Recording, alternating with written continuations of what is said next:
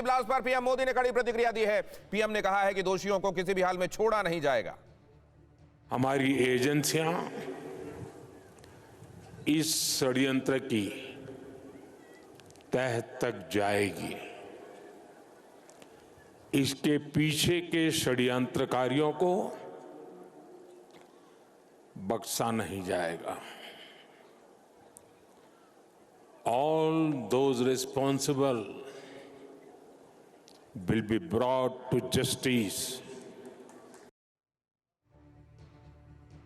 आमोद राय हमारे साथ जुड़ रहे हैं। लगातार तमाम बैठकों गतिविधियों पर, पॉलिटिकल जो एक्टिविटीज चल रही हैं उस पर निगाह है।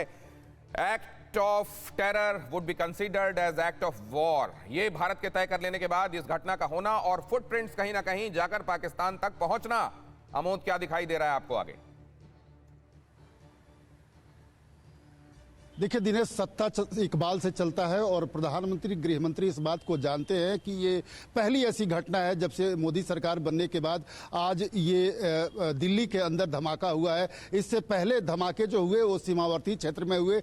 निश्चित तौर पे ये धमाका अपने आप में सरकार को परेशान करती है और सरकार इसको हेड ऑन ले रही है। रात जिस तरह से गृह मंत्री साइट पे पहुंचे, हॉस्पिटल पहुंचे और आनन फानन में बैठक की, आज दिन में सुबह से लेकर अब तक करीब 5.5 घंटे बैठक उन्होंने की अधिकारियों के साथ और लगातार फोन से संपर्क में हैं।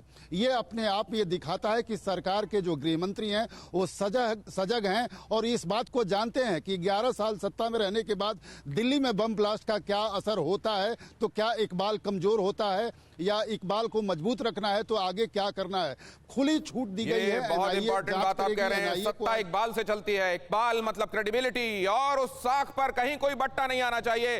पूरी सरकारी मशीनरी, आप जानते हैं, इसको लेकर पहले से कहीं ज्यादा इस समय वैसे ही इस बात को महसूस करती है। और अब इस घटना के बाद तो जो सब एक्सपर्ट्स हैं वो कह रहे हैं कि अब ये बात और शिद्दत से महसूस की जा रही है पावर कॉरिडोर्स में। आज हमने आपको बताया टारगेट पर दिल्ली, तो इसमें क्या क्या था जो कोडेड था, क्या क्या है जिसको हमने आपको डिकोड करके समझाया, और रिपोर्ट्स अभी तक क्या बता रही हैं। तमाम मेहमानों का और हमारे साथ जुड़े संवाददाताओं का बहुत शुक्रिया।